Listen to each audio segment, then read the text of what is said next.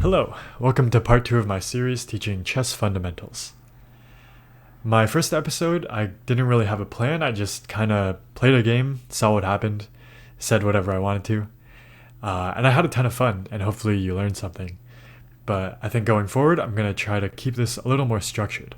So each episode will have a different theme that I want to talk about, and hopefully we'll progressively, build on different themes, get a better intuition on how to think, and just get a better understanding of chess this way.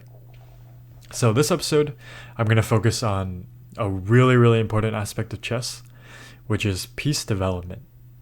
How do you know what square to put your piece on? How do you know if the move you made is good or not? How do you know who is currently winning if your material is even? These are all things that, from beginner to grandmaster, it's pretty hard to answer, and it's something that will really determine games. So I think fundamentally, we're going to focus first on the opening. Your pieces want to be in control of the center. If your piece is too far up, then it can be attacked by the enemy pieces. They're not safe, and you have to waste turns running around. But if they're too far back, then they're not really contributing to society. Which is why generally with chess openings, normally we have pawns leading the charge. The pawns will try to occupy the center however they can. This isn't really an opening, but at least not a popular one, but it's something. So normally we lead with the pawns so that afterwards behind them we can put the pieces. So here's just, some examples. You want your knights, rather than putting your knight on this square or this square where it's far away from the center, this is a very common development square for the knight. Similarly, for the opponent, they might just move their knight here. One more last consideration I just want to talk about is bishops before knights. Bishops after knights. Normally, because your knight only really has one good square in the opening, most people will just move their knights first as just a random general rule, and then move their bishops afterwards when you have a little more time to think, like, what is a good square to put it on. And you'll notice here's some move that would be kind of common. All our pieces are directed towards the center. There's no people pushing a pawn here, no one trying to move a knight over here. It's something you'll see pretty often in beginner play when they don't really know what they're doing. But at higher levels, and as someone who's trying to get to a higher level, you really want to focus on bringing your pieces to the center, get this central control. And after you've moved enough pieces, as long as there's no pieces in between your king and your rook, your next priority is castling. I actually can't castle right now because the bishop is staring at this square. But you get the idea. And I think that's basically the crux of it in the opening. You want to lead with your pawns, bring your pieces behind it. Generally, you want to move your knights before your bishops, but as you learn more openings, that might change a little bit. And the last important thing about the opening is you don't want to move the same piece twice. You'll notice I moved my knight, moved my bishop, but I never moved the knight twice. Generally, you want to try to castle before moving any piece twice as a nice rule to follow. Because the idea is if you move a piece multiple times, you're kind of wasting a turn. You can imagine if I move my knight here, I'm like, oh, I'm so cool. I'm in the enemy territory. Well, what if they do this? Then you look kind of stupid. You just go back and say, oh, my bad. And you've helped them improve their position a little while wasting a turn of your own. And that's generally why you don't want to move your pieces twice in the opening. The last, opening tip would be try not to move your queen too much in the opening. A lot of beginners will move their queen out immediately because they're like, wow, most powerful piece. I gotta use it as soon as possible. And this is a huge mistake because then your opponent can take time to attack your queen And you just have to keep moving your queen away and away and away. And every time they develop a new piece, you just move your queen again to get out of danger. And that way they get to develop their pieces while you're just spending all your time running away. It's a big waste of time, and they end up much better developed than you. So yeah, those are the kind of basic things that you want to keep in mind for the opening. And with that, let's get into a game. We're up against Mimal Radam with the white pieces, so we move first. And I'm going to play a really, really popular strong opening called the London system. You start with this pawn in front of your queen. Next up, you bring your bishop out. Sorry, I kind of violated the knight first rule, but you know, sometimes you can make exceptions. Then we bring our knight to the center. Notice that we are prioritizing moving our pieces rather than too many pawns. We've already gotten some central control with this pawn, so we don't want to waste too much time building with other pawns. In contrast, they're kind of making a mistake. They're pushing so many pawns, they haven't moved any of their pieces at all. And you'll see that because of this, we're going to be able to get a pretty good attack pretty fast. In this case, I am going to move this pawn because I want to be able to move my bishop afterwards. And again, they just push another pawn. It doesn't make much sense because they already moved it once and then they moved it again. Why not just move it twice to begin with? So yeah, next up, we are going to do this. The idea of this is, they've already moved their pawn twice. We only moved our pawn once. And now they've wasted another turn taking the pawn. So we can develop our bishop onto this beautiful square now that this pawn is gone.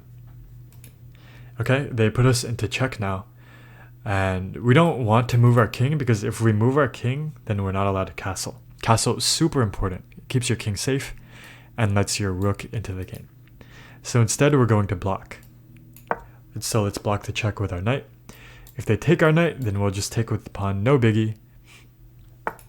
Nothing dangerous yet. Okay, let's just keep on developing. Next up, now we've already moved all our minor pieces, so it's a good time to castle. After this, you'll notice, oh man, they violated the rule I tried to tell you all. You all would never make this mistake. But look at that, he moved his knight, then moved his knight again. What's the point? What are you trying to do, guy? So, we have two options. We can either take, or we can guard this again. Notice it's being attacked twice, but it's only guarded once. So we want to guard it a second time. A good way to do that could be, let's bring our rook over.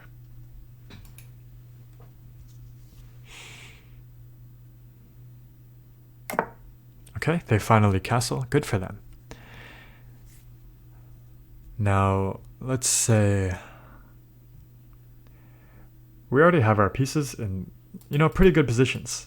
I think it's time that we continued.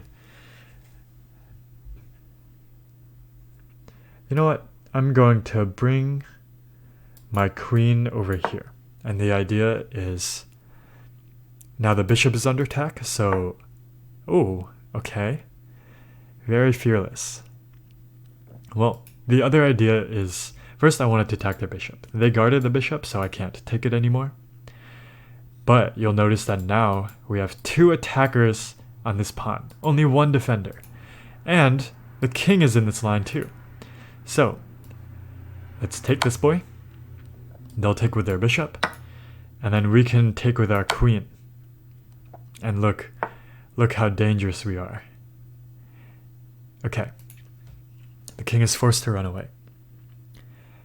Now, let's continue our attack. One big thing is that rooks are happy on open lines like this. There's no pawn blocking them, so they can really, really help out with an attack. But our knight's in the way. So, let's move our knight out of the way by taking their knight. Let's take the pawn for free. And we're doing very well. Notice that we have 1, 2, 3, 4 good pieces. They have one. This is a pretty good piece. 2 good pieces. So we're doing very, very well. Now notice the rook is attacking our queen. We don't like that. We again have some good options. One could be to just take this free pawn. And you know what? Let's do it. We like pawns. Alright, so that was smart. They moved their knight out of the way so that this rook is no longer under attack. But you'll notice that this pawn is under attack by 1, 2, 3 pieces. And it's only guarded by 1 piece, which means we can take it for free. There's a lot of good pieces we could take it with. I think we should take it with the rook. And the idea is this bishop is already on a great, beautiful square. In contrast, this rook, now that it's further up, we can bring the second rook into the game. That'll be really, really good. Now that they're attacking my queen though, I think I'll just run away. There's no need to be too greedy here. So let's just move our queen out of the way.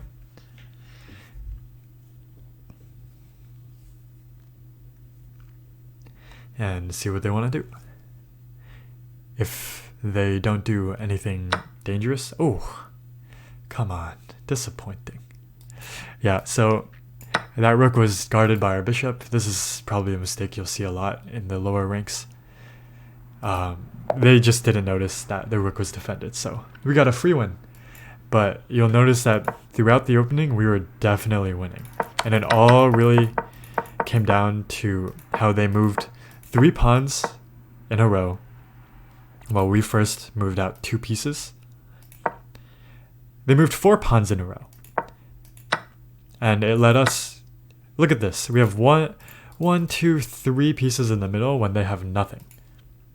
And that all let us build up this really nice attack that eventually forced them to make a mistake. Look at this. Look how centralized our pieces are. That is good development, if you ask me. Let's play one more game. This time we're on the black side. And really with the opening, not much will change. We want to occupy the center. We want to get our pieces to control as many central pieces without moving them multiple times in a row. And just, you really have to trust. You don't have to see a million moves ahead. All you have to know is if you put your pieces on good squares, good things will happen. As you saw last game. Okay, they're attacking our knight. No need to be too fancy. Sorry, they're attacking our pawn. Let's just defend it with our own knights. As we said, knights before bishops. Okay, knights before bishops. Follow that guiding principle. And now, as you remember last game, we need to move this pawn in order to move the bishop. Again, they make this mistake of moving a piece twice in the opening, and as I told you before, the issue with this is that it can be attacked by your enemy pieces. So here I see a really easy way to attack them. I notice that the queen is looking at the knight is undefended, and the only thing stopping the queen from taking the knight is our knight. So we can move our knight out of the way anywhere we want. We can move it back here, and the knight would be under attack. So we might as well grab a pawn while we're at it. And this pawn also happens to be undefended. Now let's see if they notice that their knight is under attack. They do notice. But again, look how sad this knight is. Knights in the corner are sad and useless. That's something you should write down. Okay, we bring our bishop to a nice central square, not too far out, not too close. And you'll notice that now we're attacking this pawn twice. They don't notice our threat, so we can just take it. We can take with the knight, or we can take with the bishop. The nice thing about taking with the bishop is that the king is put under check and forced to run away. But the nicer thing about taking with the knight, you'll see is after we take it with the knight, it attacks both the rook and the queen. This is called a fork, and there's basically the only way to stop a fork is to take the piece that's forking, and in this case it's defended by the bishop, so you can't. And what's even cooler is that normally you would move the queen to save it, and you lose a rook, but at least you still have your queen. In this case, the queen can't even move anywhere. It's blocked in by its own pieces. This is another downside of not developing properly. They wasted 2 moves going here then here. So now you'll see that we just win the queen for free. There's nothing they can do, and again, it's because of poor development. And in our perspective, it's because we had good development. And yeah, this is just absolutely crushing. They donate us a rook as well. They're too kind. So kind. And it's pretty cool. Our knight is still guarded by the bishop, so again, they can't do anything. And they just made another error. Remember that this pawn used to be guarding this knight and stopping our queen. And here they forgot about that. So we can just take the pawn for free, the knight for free.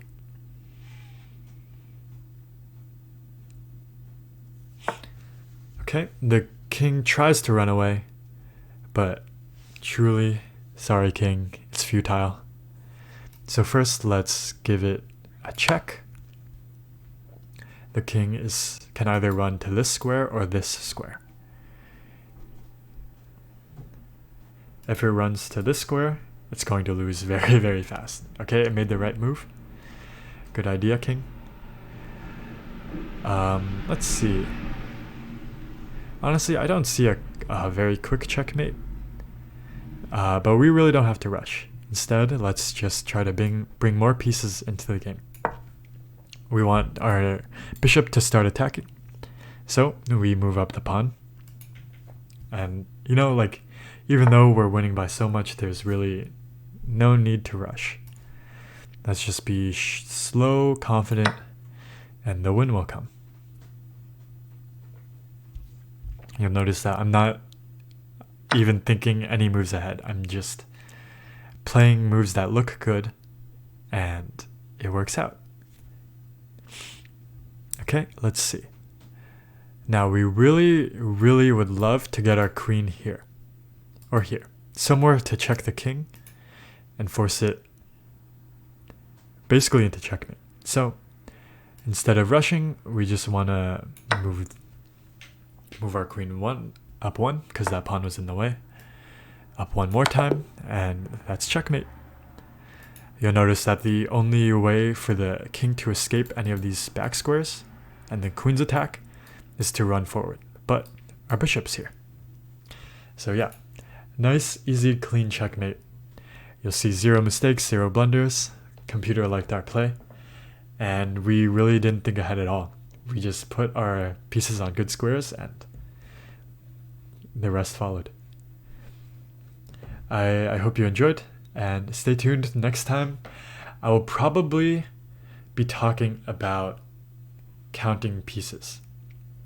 This idea that rather than calculating a complicated series of exchanges, all you really have to do is count how many attackers, how many defenders. It's a really easy skill that a lot of beginners just don't know. And, I still use it in all of my games. Super useful, super fun. Yeah, I hope you enjoyed.